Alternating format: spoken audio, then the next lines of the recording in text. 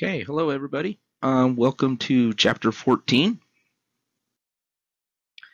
In this chapter, we are going to talk about sleep, dreaming, and circadian rhythms.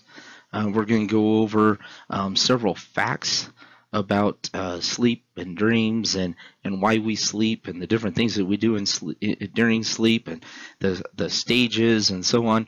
And we're also going to look at several I would say misconceptions about why we sleep. And the question here that your author puts is, how much do you need to sleep? And that's something that we will discuss as well.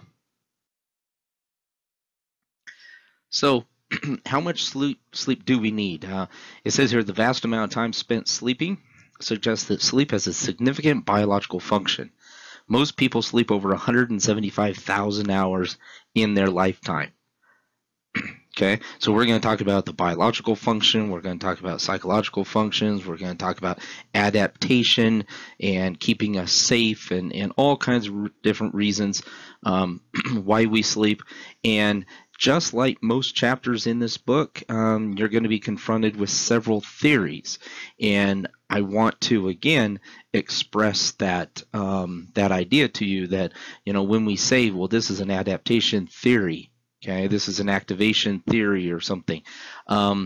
It is just that. There's still a lot of studies that have to be done, and nothing is really clear as far as a cause and effect. There are some areas in the brain that we've discovered that play a dominant role in sleep, but even in those brain areas, we're not definitive about sleep in the way of lesioning this particular area of the brain, and one cannot sleep or one cannot awaken from sleep. It's just not that simple. Okay. First, we have to talk about how they record sleep and the functions of sleep. And we talked a little bit about this in chapter 5, I believe it was, when we talked about research methods and techniques. But first of all, you have the EEG, that is the electroencephalogram, and it's going to be recording brainwave activity. You have the EOG, which is the electrooculogram, records eye movements, and we'll talk a lot about REM sleep.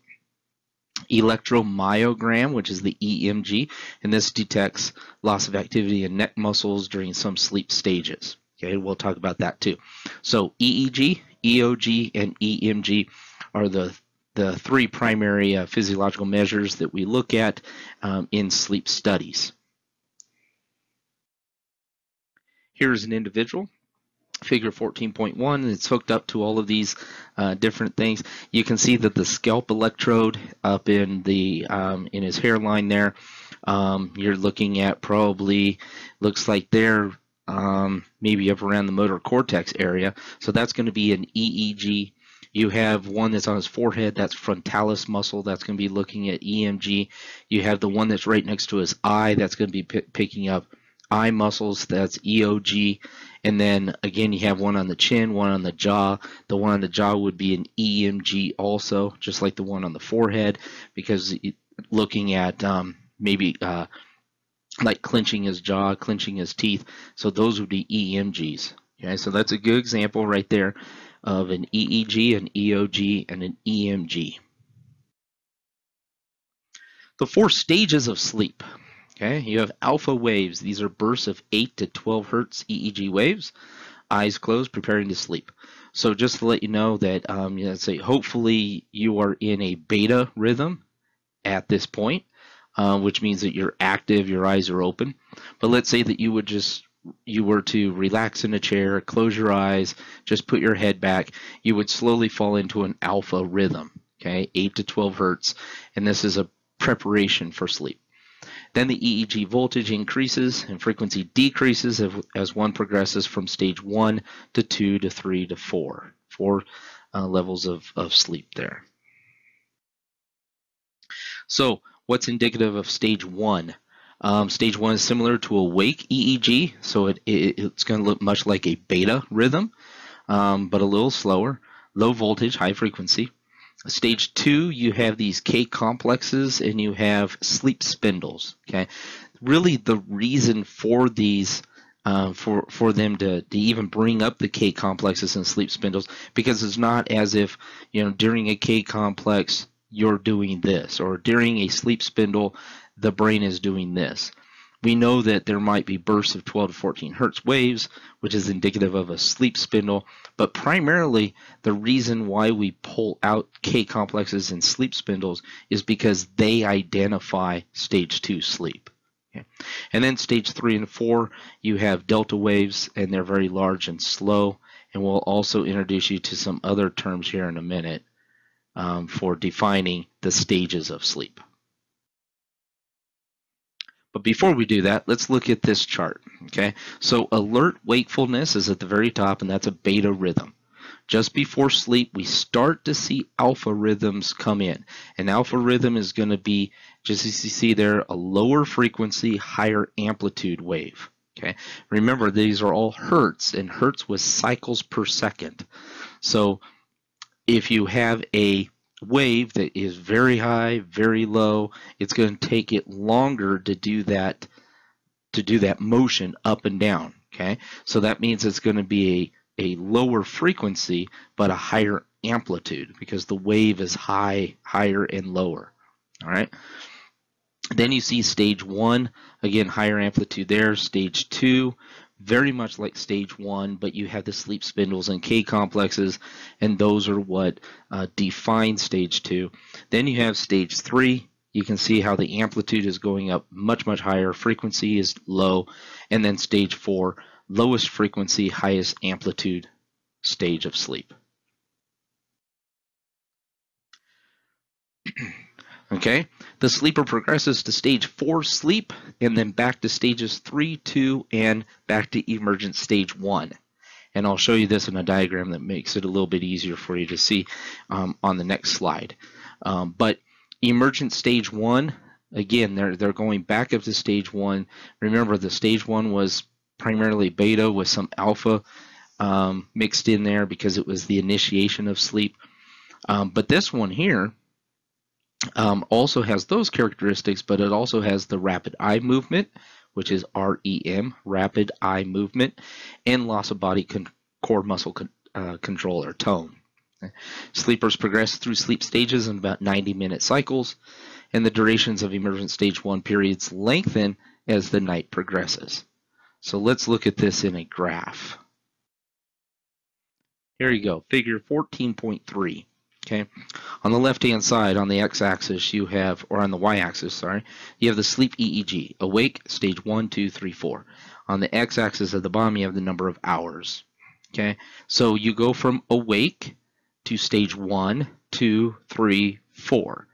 You stay in stage 4, let's say for a half an hour, it looks like there, right? Because it's about half of that is in stage, well, not even that, but for about half an hour you've spent falling asleep.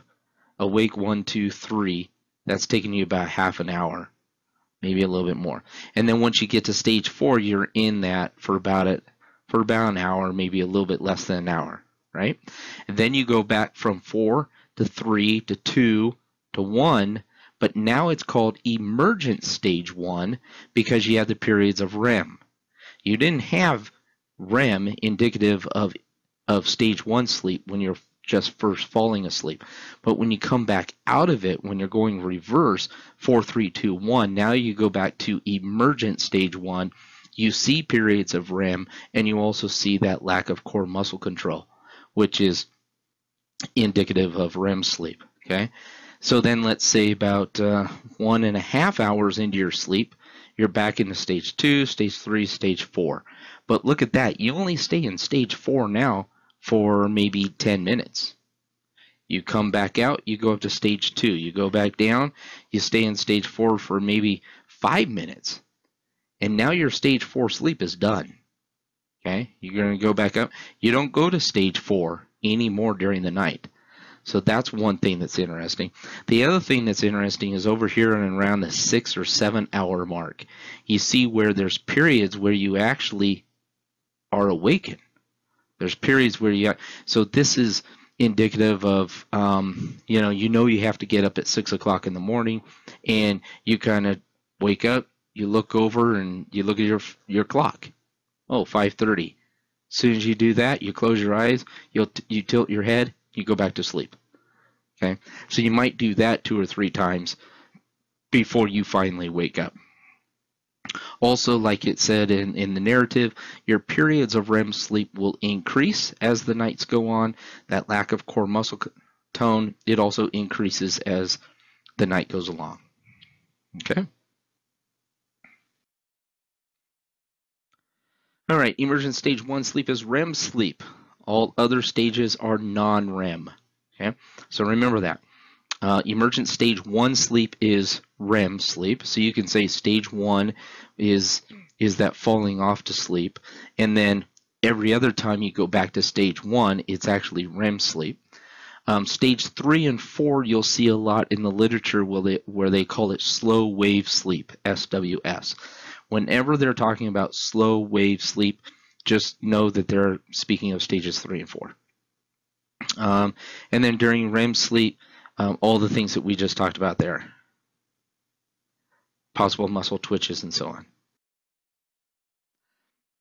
Okay, so REM sleep and dreaming. 80% of awakenings from REM yield reports of story-like dreams. So it was, you know, when we first started researching this information, we said, well, it's REM sleep. REM sleep is needed, and apparently it's needed because those are our dreams. Okay, and that's the time that we dream. External stimuli may be incorporated into dreams. Dreams run on real time. Everyone dreams. The penile erections are not a result of erotic dreams per se, and then sleepwalking and talking are less likely to occur while dreaming. Okay. We do know, though, this is kind of the early discoveries. We do know that you do actually dream outside of just REM. Okay, but this is what we were looking at initially. All right, and then the interpretation of dreams. Of course, everybody is familiar with Freud's explanation, manifest dreams and latent dreams. And there's really no evidence that supports this theory. He was kind of one of the first people to explore why we dream. Of course, he had no technology to back up any of those claims. It was very self-identified, you know, information, self-declared. So, but now we have more of these recordings, like we said, the EEG, EOG, EMG. We also have the scanning techniques and so on. So we've come up with other theories like the activation synthesis theory. And this is basically a modern alternative to Freud's explanation of dreams, in that the dreams are the result of the cortex and its attempt to make sense of random brain activity. Again, activation synthesis theory. Realize that this is also a theory. And your author doesn't elaborate much on it at all. So activation synthesis is still something that's out there as a theory, but there are other theories as well, and we'll get to those in just a minute. Okay, so what are these other theories? Well, recuperation is a theory. Sleep is needed to restore homeostasis, and wakefulness causes a deviation from homeostasis. All right. And then there's the adaptation theory. Sleep is a result of an internal timing mechanism, and sleep evolved to protect us from the dangers of the night. So if you think about that, it was adaptive for there to be a brain mechanism that puts us to sleep. Because when it's dark outside, there's lots of predators outside, there's lots of things that we can stumble over and hurt ourselves, and just it's not the best environment for a human outside with our visual system, right?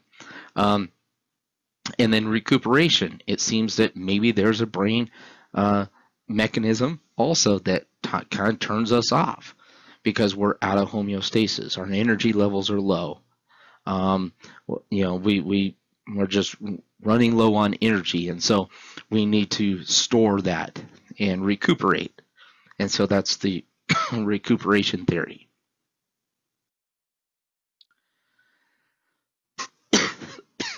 When we look at this, we do realize that all mammals and birds do sleep. um, and it has to have an important function.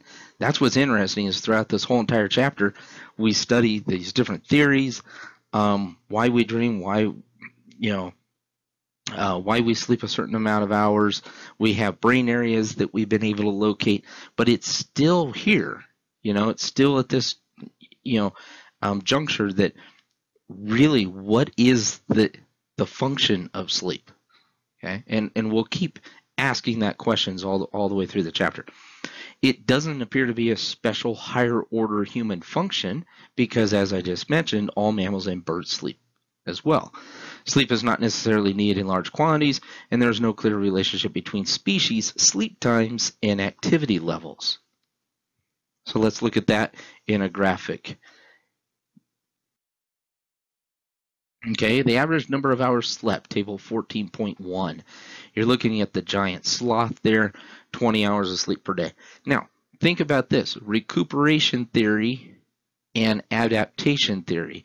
A sloth doesn't expend hardly any energy at all, even during the day.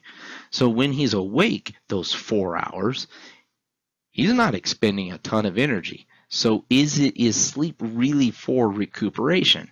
That would be a question. And you can go down the list here. Roe deer and horses, they sleep 2 hours a day.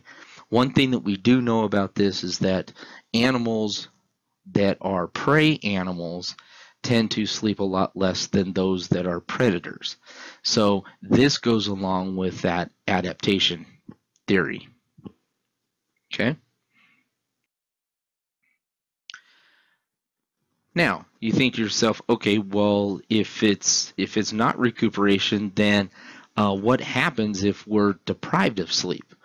So it is difficult, if not impossible, to separate the effects of stressors used to prevent sleep from the effects of lost sleep. Okay, so a lot of people will say, man, I just feel so bad because I can't get any sleep. Well, you might not be able to get any sleep because of other things that are interfering as well. Dietary, maybe some kind of biochemical, imbalance, those kinds of things. So the stress might be preventing you from sleep, and so the low amount of sleep is not really causing the issue. It's some other underlying issue. So it's always hard. We have to keep in the back of our minds that stress plays a big role on sleep. Okay? All right, back to this recuperation theory. Long periods of wakefulness will result in disturbances. So we do know that. Disturbances will get worse as deprivation continues. And then after deprivation, much of the missed sleep will be regained. But in all of these cases, okay, long periods of wakefulness will result in disturbances. But you'll find out in just a little bit that sometimes it's very minor things. And also, the last bullet there, much of the missed sleep will be regained. That's an important concept too, because it's not regained in the same amount in any stretch. Okay? In fact, it can be made up very, very quickly. And here's two classic sleep deprivation case studies that looked at that. Okay? So sleep-deprived students, by the third night, subjects found the desire for sleep overpowering. Were they unable to think completely? Were they unable to comprehend speech? Were they unable to recount their alphabet or do math problems? No, that was all still there. Okay, but it was that overwhelming desire to close their eyes and sleep. Okay, and then the second case study here was that this individual stayed awake for 11 days. 11 days, and then only slept 14 hours the first night after the study. Now think about that. You would think 8 hours, that you're looking at 80, 100, over 100 hours of lost sleep, and then it only took 14 hours and they woke up. Okay, so all of those things that we just talked about, sleep deprivation, yeah, there are some detriments to it, but and here's an interesting idea. When I was in a community college at the time, I had an instructor So this would have been in the late 90s. And I had an instructor that flat out told everybody that without sleep, you will die. That was one of the theories out there at the time. You keep species awake for enough time, and that individual will die. Okay, and kind of fascinating because in a little bit we'll talk about this rat in the carousel, and that's what actually happens to that rat after a few days. But we now know that it's not the lack of sleep; it's the enormous amount of stress, and that stress is actually causing the death. Okay, so let's make that clear. Okay, here's some more. So little effects of sleep deprivation: logical deduction, critical thinking, those decrease. Physical strength and motor performance declines a little bit. But some of the larger effects. So yeah, the logical deduction, critical thinking can go down a little bit, but not drastically. What we do see decreasing is stuff in the prefrontal cortex, like assimilating, changing information, updating plans, strategies, innovative lateral thinking. Lateral thinking is like critical thinking, reference memory. Okay, so very high cortical level things. Kind of like you can imagine to yourself when you're thinking, you've stayed up all night studying, and you have to work on one of your bills or something, and you're, oh man, I got to do that, and you're trying to do math, and you think, you say to yourself, I just my brain is not going to do math right now. I think that's what you're referring to here. Okay, it's not that you can't do it, it's not that you can't do simple math, or it's your brain saying at a higher cortical level, you know what, I'm just too tired to formulate a plan right now. That takes a lot of thought process and effort. So that is what we do see as a large effect of sleep deprivation.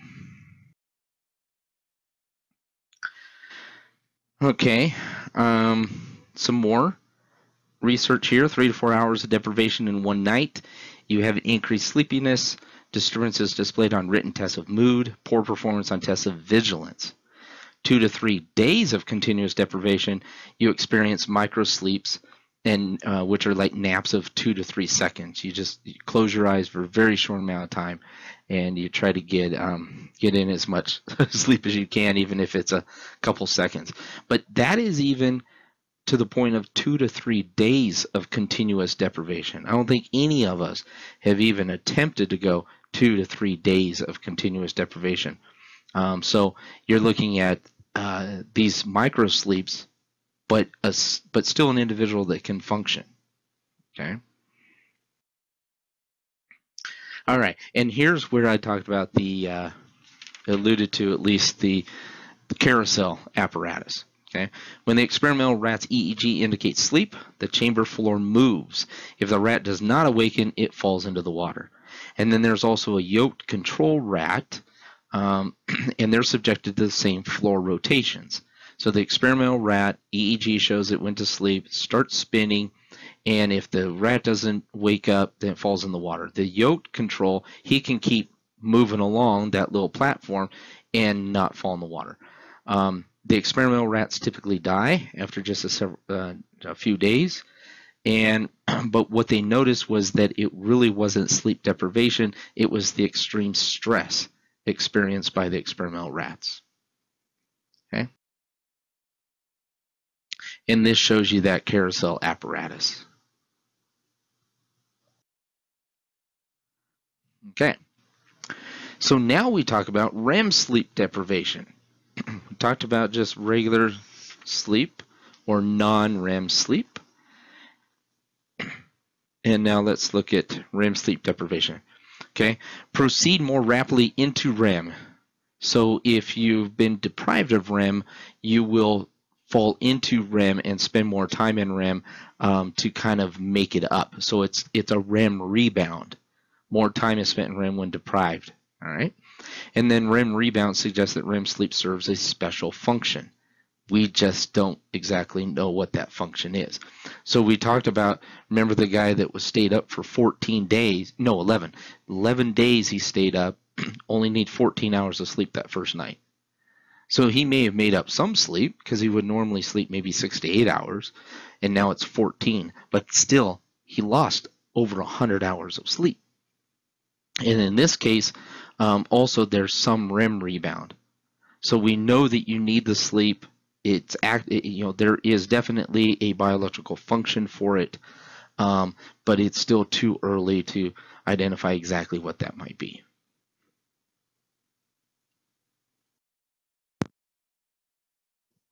Okay, sorry about that. I skipped a slide and went too far, so I have to pick back up here. All right, purpose of REM. Processing of explicit memories. That might be an issue here. The antidepressant REM blocking drugs do not interfere with memory. So that's kind of been bounced back and forth. There's also the default theory. Okay. And these individuals, these researchers, awoke sleepers in REM for 15 minutes. And the result, there was no sleepiness or REM rebound the next day. And also REM blocking drugs cause periods of wakefulness. Now this is fascinating, this default theory of REM sleep. Now, remember that REM is emergent stage 1. Okay? It's very, very much like being awake. It is very close to that beta rhythm. So your brain is very active during this time. All right? And in fact, what we noticed is that 5, 6, 7 hours into sleep, sometimes you're actually waking up. All right? Here's the theory, the default theory, is that REM sleep serves a purpose as the brain is saying, okay, it's kind of like checking on you. Okay? So you've spent more and more time in REM, and now it's like, okay, is everything okay with the body, or is everything okay with the physiology? Let's go to that beta rhythm and kind of just test the body. Okay, are you ready to wake up? And then you go back to sleep. And then again, are you ready to wake up? It's kind of like that idea. Again, it's just a theory, but the idea being is that so close to being wakefulness, it's kind of like the brain is actually checking on itself or checking on the body. Are you okay? It's about time for you to get up. So kind of an interesting thought there. After sleep deprivation, most of lost stage 4 is regained, and again, slow wave sleep is increased. Short sleepers get as much SWS as long sleepers do. Naps without SWS do not decrease the night sleep, and gradual reductions in sleep time lead to decreases in stage 1 and 2. Little sleepiness is produced by repeated REM awakenings, unlike slow wave sleep. Okay? So all of these things we've been able to discover, but as you can see, in some respect, it's still all over the place. There's a lot left to explore.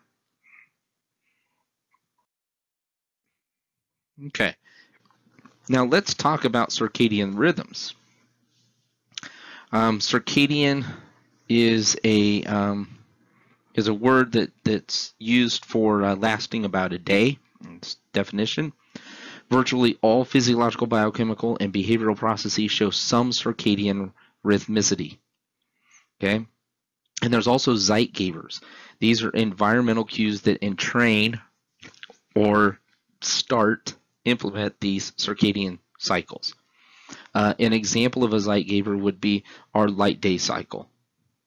Okay, so sun comes up, and that's a Zeitgeber for us to wake up. Sun goes down, that's a Zeitgeber for us to go to sleep, or wind down, go to sleep. Okay. If Zeitgebers are removed, do we still see circadian sleep cycles? Okay, and these are called free running periods. They're usually constant within a subject, and they are normally a little bit longer than 24 hours, more like 25 hours. So these, the experiment here would be you take an individual and you put them into an environment where there's no light, So it's just pitch black in a cave or a room or something like that. And then you identify how long are they awake, how long do they sleep. Okay.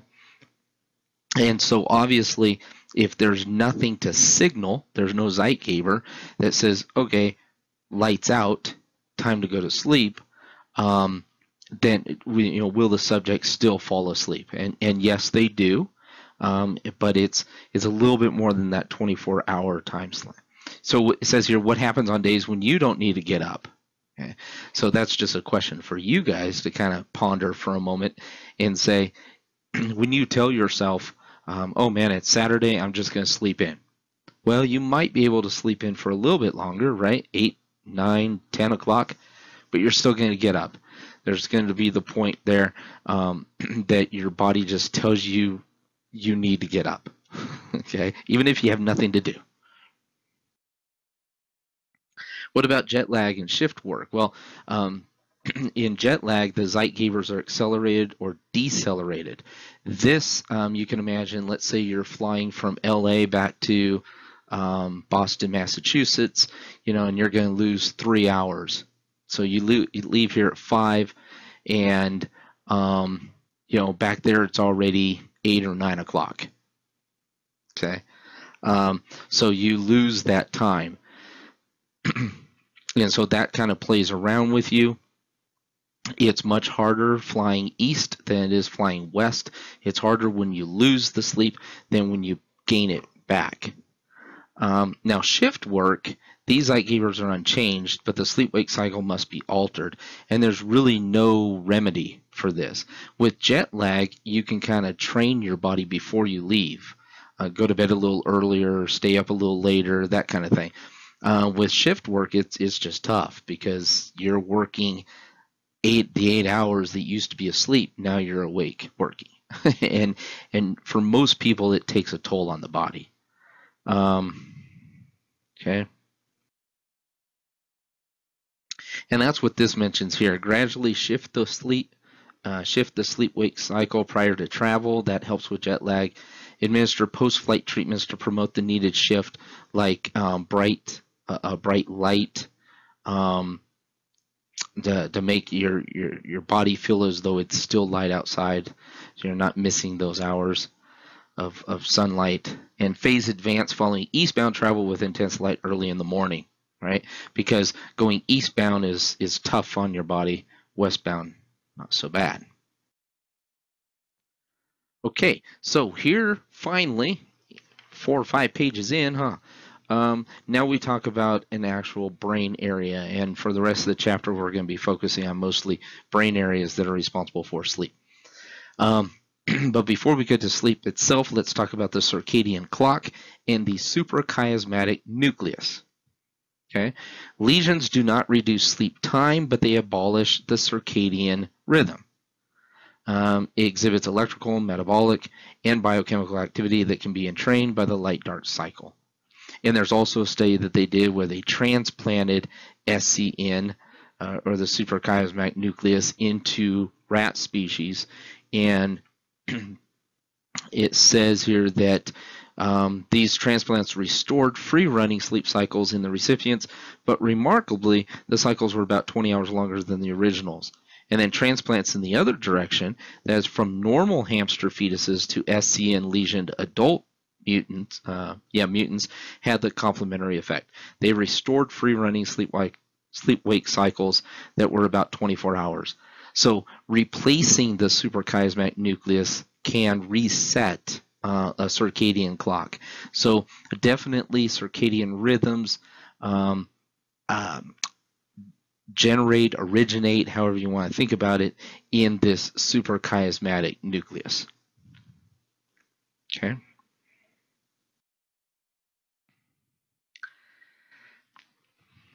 All right. What about this one here? Cutting the optic nerves before the optic chiasm eliminated the ability of the light-dark cycle to entrain circadian rhythms. Because you're cutting the optic nerves before the optic chiasm, the primary visual cortex now has no Zeitgebers, no light, right? There's nothing to entrain. There's nothing to show a light-dark cycle. However, cutting after the chiasm did not have this effect. So now what they looked at was a retino-hypothalamic tract. And it says here, leave the optic chiasm and project to the adjacent suprachiasmatic nuclei. All right, so let's look at this in the rat subject. It's a little easier. Okay, so here's where we're talking about the optic nerve, and you have transection eliminated the ability of light dark cycles to entrain the circadian rhythms if you cut the optic nerve. If you cut past the optic chiasm, okay, it says did not eliminate the circadian rhythm. And they were wondering, well, why would this be? That doesn't make sense. And it's because of the retino-hypothalamic tract. You see that in the red lines there. Okay, it says that these two findings suggest that the sensory tracts that mediate the entrainment of circadian rhythms by light-dark cycles branch off from the optic chiasm and project to the suprachiasmatic nuclei of the hypothalamus.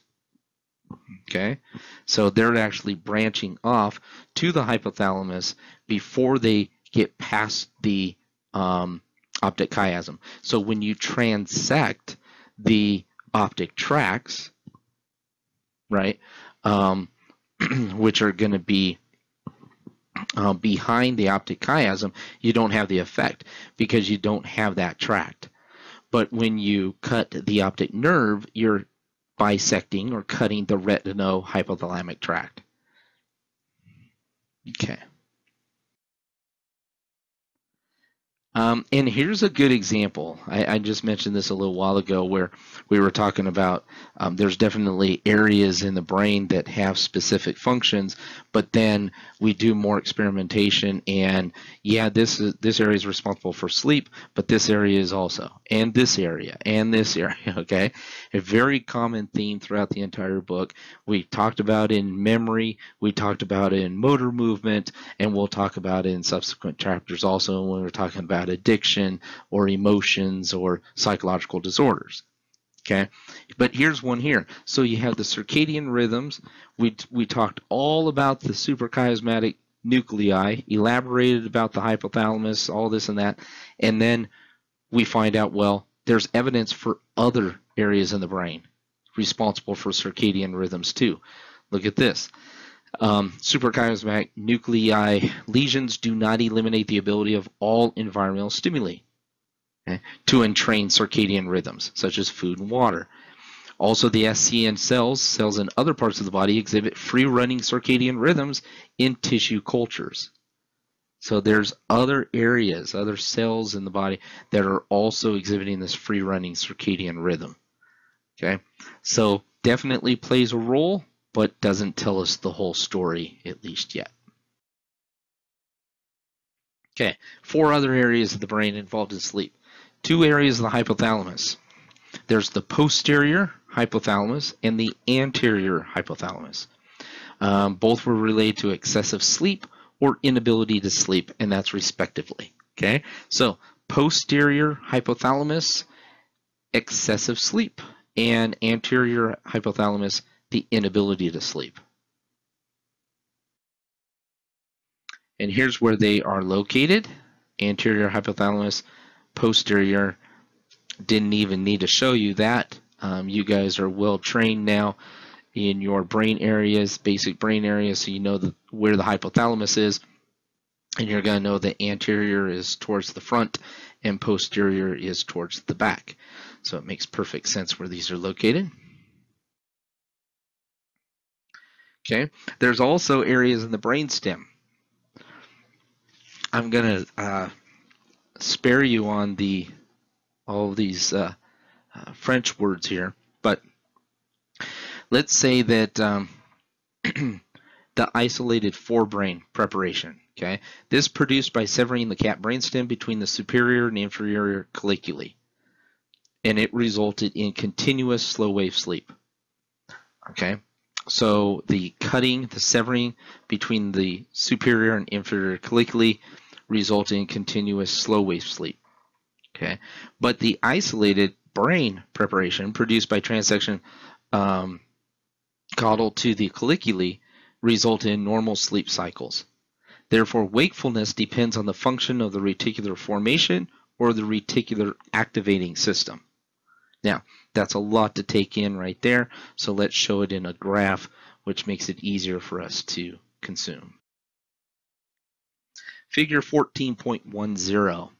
Okay, number one, cats with a mediocollicular transection displayed a pattern of continuous slow wave sleep in their cortical EEGs. All right, so you see that right there. That's going to be superior. It's going to be at the very top of the reticular formation. The reticular formation is there in green. The transection that you see there is in red. Number two, lesions at the mid-collicular level that damaged the core of the reticular formation but left the sensory fibers intact produce a cortical EEG indicative of continuous slow wave sleep. Okay, so continuous slow wave sleep. Let's skip number 3 for a minute and go to 4. Cats with a transection of the caudal brainstem displayed a normal sleep-wake cycle. All right, so at the very base of the brainstem there, inferior to the to the pons and the upper brainstem there, you're looking at a normal sleep cycle. So you cut it down that in that area, you have normal sleep. But he cut it up towards the top, and that's where you have continuous slow wave sleep. Right? So remember, reticular activating system. There's something in this system that signifies to awaken us. There's something there that startles us or gets us to wake up. So then in number 3, electrical stimulation of the pontine, remember the pons, right? Reticular formation, desynchronized the cortical EEG and awakened sleeping cats. So we activate the reticular activating system, and the cat in this case wakes up. The human in this case would also wake up. Okay? So this is how we know that the reticular activating system, that green area, and specifically the area between those two red lines, is responsible for awakening us from sleep. Okay. Similarities between REM and wakefulness suggest that the same brain areas might be involved, and REM sleep is controlled by nuclei in the caudal reticular formation, each controlling a different aspect of REM. Now, I don't know why they didn't provide in your slides a picture of this, but on figure 14.11, there's a very good demonstration. It's pretty much the same thing as 14.10, okay, but it's just blown up a little bit larger. And now you look at all of these little areas in the medulla and the pons, specifically the reticular formation system, the reticular activating system. And there's an area in here that's responsible for all these different things that we see with REM. Get this. The cardiorespiratory changes, the core muscle relaxation. Remember, with REM sleep, not only do you have the rapid eye movements, but the loss of muscle tone. Rapid eye movement, twitches of extremities, hippocampal theta waves, cortical EEG desynchronization, okay, and other things. So they're really studying the reticular formation, and they're learning more and more about not only its effects on sleep and awakening us from sleep, but also the effects on rapid eye movement or REM sleep. Okay, what about drugs that affect sleep? Drugs that increase sleep are called hypnotic drugs. The most popular are the benzodiazepines.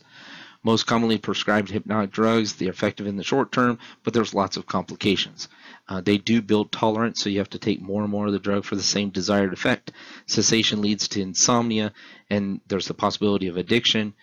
Use leads to next day drowsiness and increase in stage 2 sleep alongside decreases in stage 4 and REM.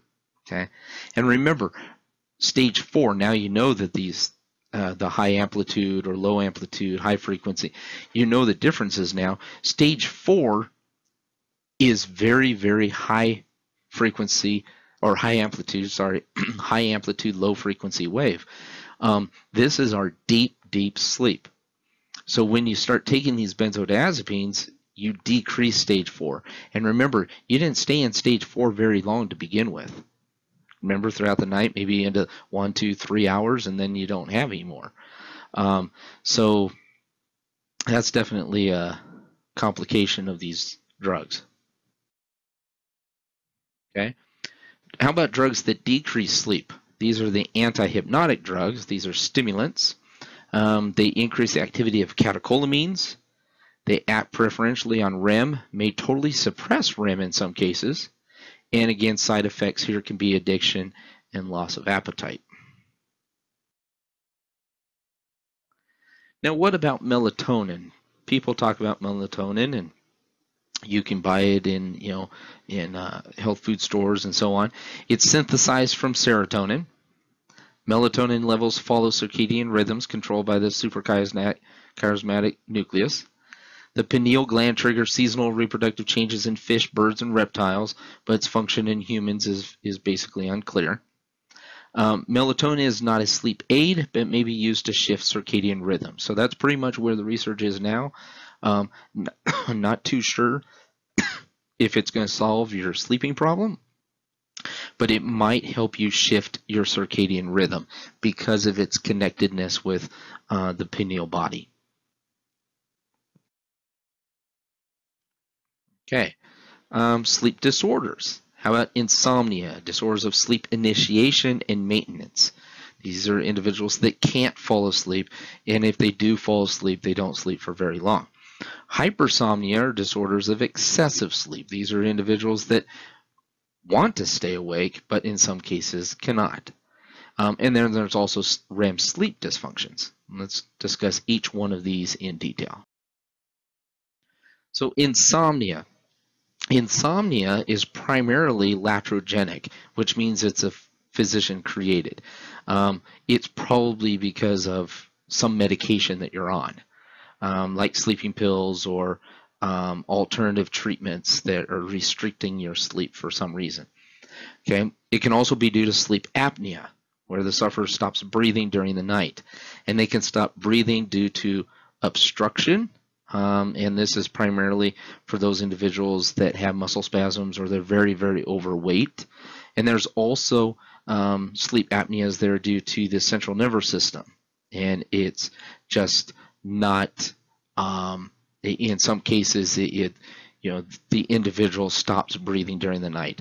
And again, you know that this center is going to be, again, in the medulla, because the medulla is responsible for respiration and so on. Most commonly seen in males, the overweight and the elderly. As I mentioned, the overweight probably is going to be the obstructive type of sleep apnea. If it's some kind of a genetic sleep apnea, that's probably going to be the central nervous system type. Okay. Also, some other disorders that we see, the periodic limb movement disorder, twitching of the body, usually the legs. You also have restless leg syndrome, and both are often treated with the benzodiazepines. Again, carrying all those negative effects that we talked about. But if you cannot fall asleep because of restless legs or because of these twitching of the body, that's your alternative. Okay, and then hypersomnia, the big one here that most people know is narcolepsy. And this is severe daytime sleepiness and repeated brief daytime sleeping. They actually call them sleep attacks. Normally associated with cataplexy, which is loss of muscle tone while awake. Sleep paralysis, they're paralyzed while falling asleep or upon waking. And then the hypnagogic hallucinations, dreaming while awake. Okay. So all of these things can happen, and I'll go into a little bit more detail in the next slide, I believe. Yes. because it's important for us to identify the difference between the cataplexy, which is the loss of muscle tone while awake, and the paralysis that is also seen due to the narcolepsy causing the individual to fall directly into REM sleep. And that's what we see here. See, dreaming and loss of muscle tone while awake suggests REM intruding into wakefulness. And it may be due to genetic orexin deficiency and environmental factors. The orexin deficiency is something that's actually fairly new. It's a receptor protein that binds to a neuropeptide, and that neuropeptide is what they call orexin. Okay, so that's a good breakthrough. Hopefully that research helps these individuals. But you can imagine that the loss of muscle tone that you affiliate with REM is something that these narcoleptics can experience. They fall asleep, that sleep attack, but not only do they fall asleep, but they fall directly into REM sleep, and so they can just crash. They just fall to the floor. Okay, it can be very dangerous for them. Now, REM sleep-related disorders, which are the last ones on our list here. REM without atonia, able to act out dreams. So here, remember we talked about REM sleep being very active. Your brain is active. Beta rhythms. Dreaming is associated with REM sleep. Not all dreams occur in REM, but you know, often it's one of those things where during REM you primarily dream, but you can also dream outside of REM sleep, right? And so here, some people do not lose that muscle tone during REM sleep.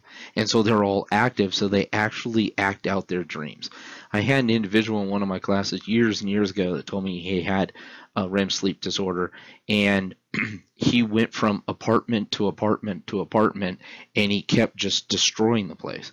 And he would punch the door, he'd punch the walls, and but he didn't know what to do. It wasn't intentional, and he just said he kept getting kicked out of apartments, unfortunately. So this was very very much an issue for him. Okay, and now some overarching factoids here for you. Differences between short and long sleepers, there's no consistent differences. Okay, long-term reduction of nightly sleep. When their sleep was reduced to 6 hours per night, subjects often reported daytime sleepiness. Otherwise, no ill effects. And overall, sleep was more efficient, which is fascinating. Okay, and your author, if you've read the chapter, he even did a little experiment on himself, and he tried to decrease his sleep to about 5 or 6 hours a night instead of his normal 8. And he did have some daytime sleepiness. He talked about those micro naps and stuff, but otherwise he was able to complete the chapter. He was still sharp, and his sleep became more efficient, as he mentioned. Effects of napping, there is some evidence that polyphasic sleep is more efficient. The idea being here is that you don't just, you're not just awake 16 hours and sleep 8. Awake 16 hours and sleep 8. Maybe you sleep 4 or 5 hours or 6 hours, and then you take 2 1-hour naps or 1 2-hour nap. So that would be polyphasic sleep. And there is some evidence that that can be beneficial for you. And then some evidence suggests that 5 to 7 hours per night of sleep are correlated with greater longevity. Okay, but let's remember, please, that this is a correlation. It says correlated with greater activity or longevity. It is not to say that those individuals who get 8 hours of sleep every week will die at a younger age than those that had 7 hours of sleep or 6 hours of sleep. It seems that there's an association, when we can test this association using a correlational statistic, but it's not cause and effect. It is not that people that sleep 5 hours a night are living into their hundreds, 110, 120 years old. Nothing like that. Okay, it's just there's a correlation. We have to do a lot more research to figure these things out and find out why exactly we sleep, why do we dream, and how can we benefit from learning more about sleep to help us maybe stay sharper during the day and those kinds of things. All right, so that is the end of chapter 14. I do have 2 e-lecture topic items for you. Number 1, describe in detail the stages of sleep, and that's going to be 10 points. And then number 2, compare and contrast recuperation theories of sleep and adaptation theories of sleep, and that's also going to be 10 points.